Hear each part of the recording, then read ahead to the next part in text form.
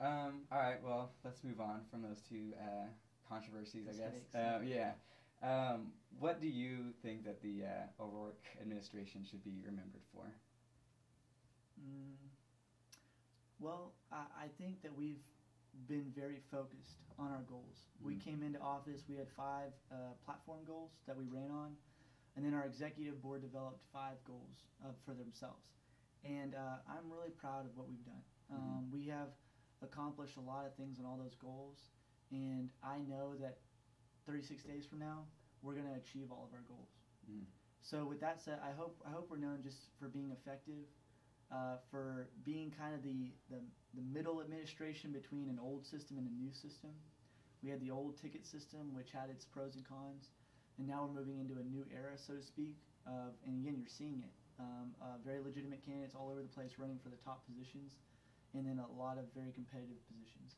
So I think we've done a good job of transitioning from old to new and preserving what we needed to preserve and opening up what we needed to open up. And again, it changes every year. So if we're remembered for anything, I just want to be remembered that we did what we said we were going to do. We may not have done it completely the way we wanted to because there's limitations. You know, affordability was our number 1 goal, and I'm on financial aid, Cher's on financial aid. We're both working our way through.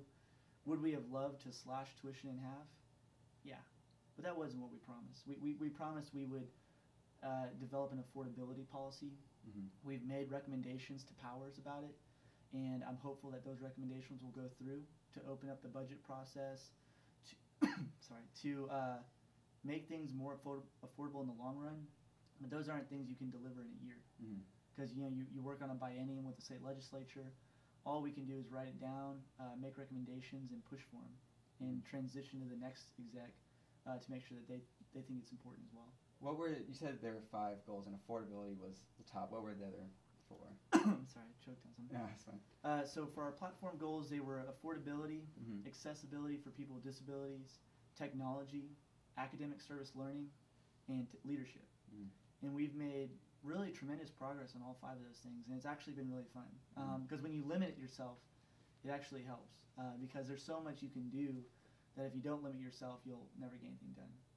And then we made a tremendous amount of progress with our executive goals, which were safety, sustainability, SG culture, leadership reunion, and week of giving.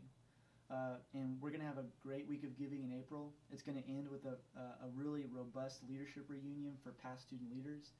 And then we're also going to have on May 1st the Longhorn Run, which is going to raise money for the Excellence Fund. And it's going to start at the AT&T Conference Center. And it's going to be a 10K that ends in Darrell K. Royal Stadium. It's going to be awesome. I'm a big runner. We need to get into philanthropy and giving back. So it was a great way to combine things that we needed to do and things that are really me, which is running and outdoor stuff. So cool. So about you, what's next for you? What's in your future? You wanted to go to law school, is that right? Yeah, and it's so cliche. I know. Well, what it really comes down to is I wanted to take a year or 2 off. I wanted to go do something. My mom's from Peru, so I wanted to go to Peru, but I found out that you have to start paying your debt. No grace period. And it starts getting interest. And I have a lot of debt, and that's just not going to work. So I made the decision to apply to law school this year. Never wanted to be a lawyer, but I really want to work on disability issues. And so in order to do that, you either give your time, you give your money, or you become a lawyer. And I don't have money, and I've already given my time, so it left me with one option. And are you going to law school at UT, or? I've applied to a lot of schools. Okay. UT is a great school, but honestly, I've been looking at other schools growing up.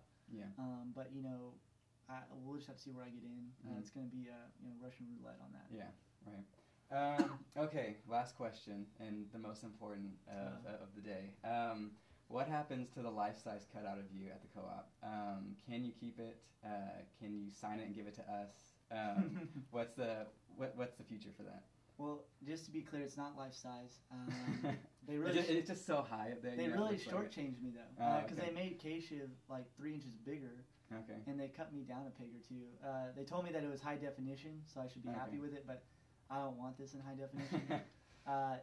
So basically, I get it, but there's a tradition that the exec steals it. Okay. Like they act like they're your sister or something, and they steal it and they travel with it, and they do funny things to it. Funny things have already happened to it, which, yeah, that's a different story for another day. But I'm going to get it. I have a deal with George Mitchell. Only I can take it, he said. And I believe it's going to go to my mom. Okay. Creepy as that sounds. But I feel she's the only person who can have it, and it's okay for her to have it. She make a little Liam shrine in the living room there. Yes, she will. She will. Yeah. All right. Well, that's all I got. Thank you very much for stopping by. Thank you very much.